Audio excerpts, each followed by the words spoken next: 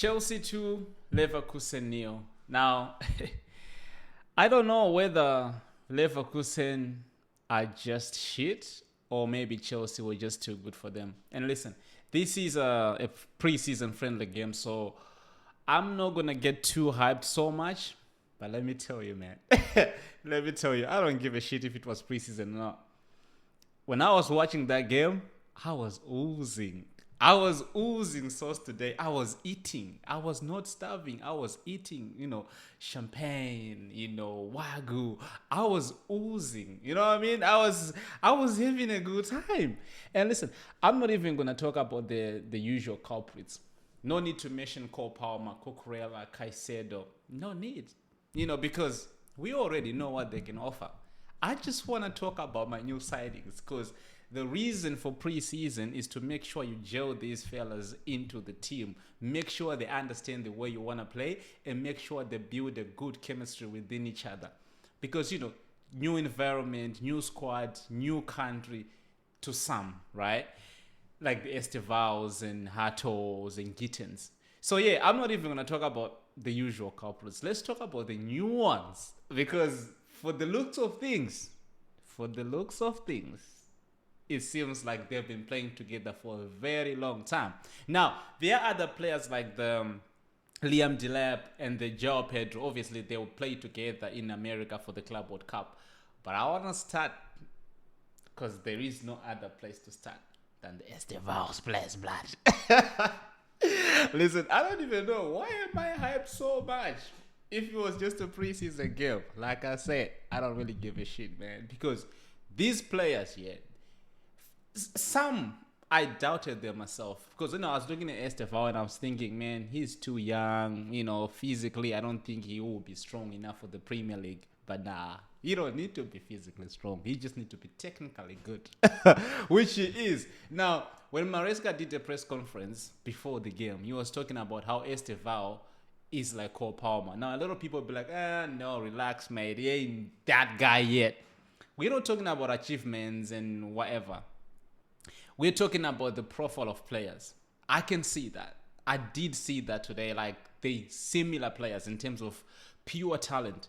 You can't teach them how to play football. They just have that natural ability. They're just technically good. The only thing you can teach them is how you want them to play. But even then, you just have to give them the ball in their foot and they just know how to deal with it. So now, the way that they were playing today, Estevao and Cole Palmer, I like it. If we can do that into the season or into the Premier League or Champions League, I will be very happy because they were switching positions. Cole Palmer was playing as a 10 and at the same time he was moving to the right wing.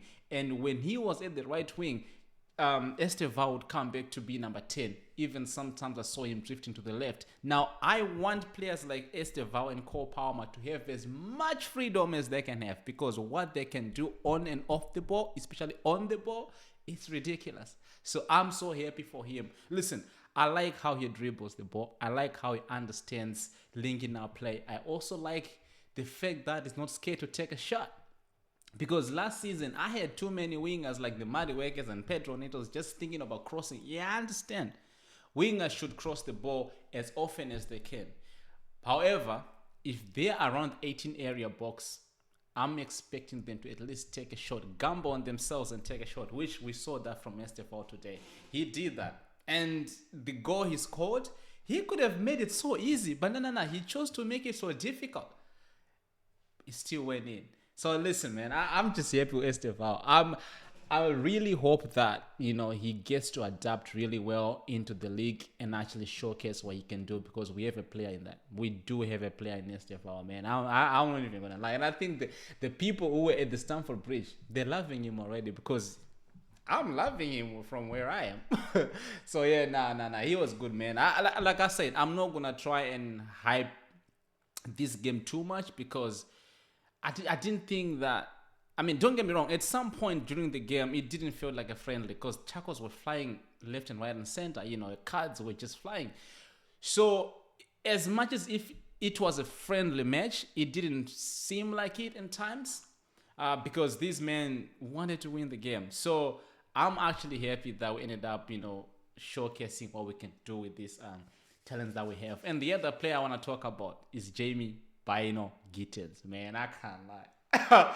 Now, it just seems as if like we just gave Madueke for so much money. Don't get me wrong, it did cost a little bit, but him leaving and seeing what Gittens can do. Listen, I don't think with certain players you need to see them playing so many games for you to understand the type of player and profile they are. Listen, it was a friendly game. We were playing a shitty team. I mean, maybe they're not as shitty as I'm thinking they are, but it's barely Leverkusen at the end of the day. I know they lost players like the Verts, Frimpong, but at the end of the day, it's still a competitive team within the Bundesliga. So I would still give props to my players for what they did today. So Jamie Gittens, man, listen, this guy is not scared to take on any player. I think he had a successful 100% take-ons today. He didn't get much of the ball as I wanted him to do, but for some reason, we were not using that left wing. We were using more of the right wing. I don't know why, but yeah, every time he got the ball, he did what he was meant to do. There was one time I thought he was going to take a shot, but then he did pass the ball. But either way, he was still good. If I think it was Estevao or something, if he had finished the chance, he would actually gotten an assist. It didn't really going to matter, but like, he was still going to be an assist. So I'm so happy, man. I'm so happy. I'm so happy for this guy. And lastly, I want to talk about Jero Hato. I'm sorry, but Kobe is injured. I'm not even worried. After seeing this, what this guy can do, I'm not even worried. And one other fact about Jero Hato is he has actually played so many professional games, like on a highest level, at highest stage in his career. Yes, of course, he might be 18, 19, 20 years of age, but he has actually played over 100 like competitive games in terms of like on the highest level. So I'm gutted that Cole was injured. I wish he was there because he brings that mentality, that physicality, the height into the box, and also he has a good pass. But the fact that we also have now a replacement in Jero Hato, it makes me feel a bit relaxed. So yeah, man, listen, my players, I think the only player I was kind of disappointed with today is Liam Delap. Some can say maybe he didn't get the service that a striker should have. Some might say maybe it just wasn't his game. I hear it. But one thing we shouldn't get it twisted is that he's a good player. He's a good player. I'm not even going to compare him with Jackson because they're different type of players. Because for me, Jackson is more of a false nine.